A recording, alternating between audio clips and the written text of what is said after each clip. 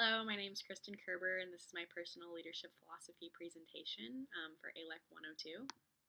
So, I'm just going to start this off by, quoting one of my favorite, or saying one of my favorite quotes from Robin Sharma regarding leadership. It's kind of a quote that I choose to live by, and I heard it in one of my classes, I think my freshman year, and ever since then I've had it.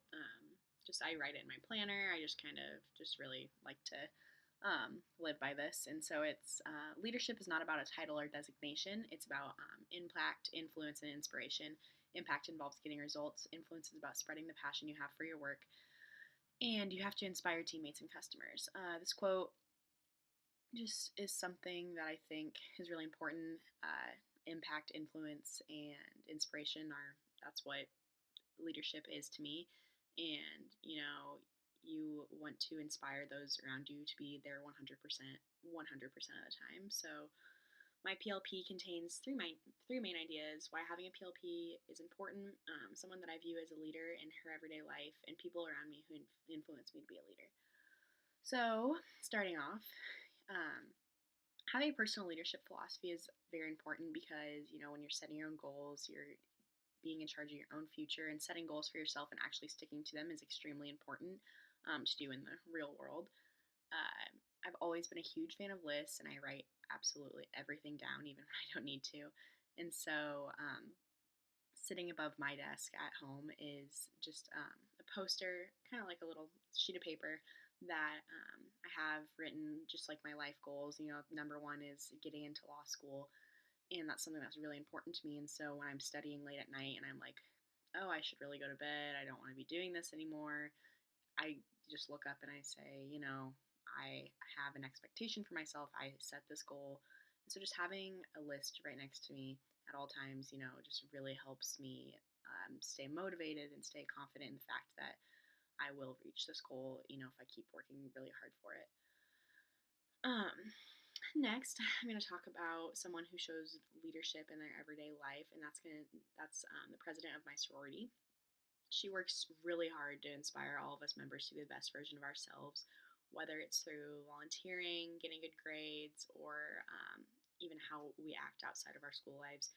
She always pressures us to remember that we are representing something bigger than ourselves. We're representing a sorority with over 150 members, and it's easy to lose that, but she makes it her everyday goal just to make us like the best version of ourselves that we can be.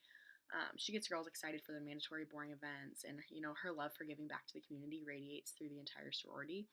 And through her leadership, she's able to help others want to be better people as well. Lastly, there are so many people around me that constantly influence me to be a better leader. Being a part of a sorority with over 150 members has led me to be a better leader, even though I don't have an official title in the house. I am constantly reminded of my strengths, and each of the women in my sorority inspires me to be the best version of myself. I've been volunteering at People City Mission for about 2 years now, and I volunteer other places as well. I volunteer at home in Fremont for the domestic abuse shelter.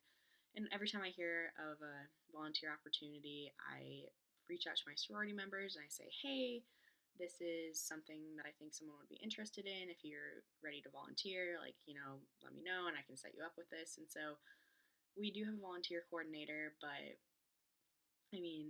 I don't try and do that. I just try and let them know of all these opportunities that are available in Lincoln.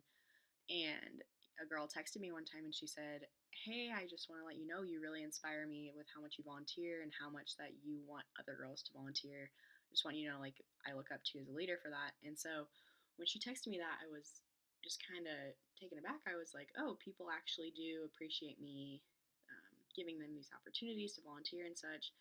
And so I think that I always have to remind myself that I can make a difference, even though I'm not the official volunteer coordinator. I'm still inspiring others to want to be better people and to give back to the community. Also, my parents always just made it really clear to me that I needed to just be the best version of myself always, and that I can have an opinion and that can be heard. I'm the youngest of 6 kids, and so it was really easy to just be kind of the forgotten one when I was younger. And so my parents always stressed, that I do have a voice, I do have an opinion. And so I think that is something I really appreciate growing up in, like a very, like an atmosphere growing up in. Um, Ever since I was little, I was constantly reminded that those less fortunate than me won't be helped if there's no one to help them. My mom really stressed for all of us kids to volunteer. That's what we did on Saturdays. We went to the soup kitchen and volunteered every Saturday for about 10 years. As much as I hated it, I really appreciate that my mom, made me do that. It's made me love volunteering now. And so, yeah, being a leader to me doesn't necessarily mean I have to have an official title to get people to listen to what I have to say. It's about getting those around you to trust you and your decision making skills. Having a PLP helps me stick to my values and it reminds me that in order to be a leader, I also have to allow myself to be led. Um, and, you need to be humble, you need to take everyone's opinion into like your opinion. And yeah.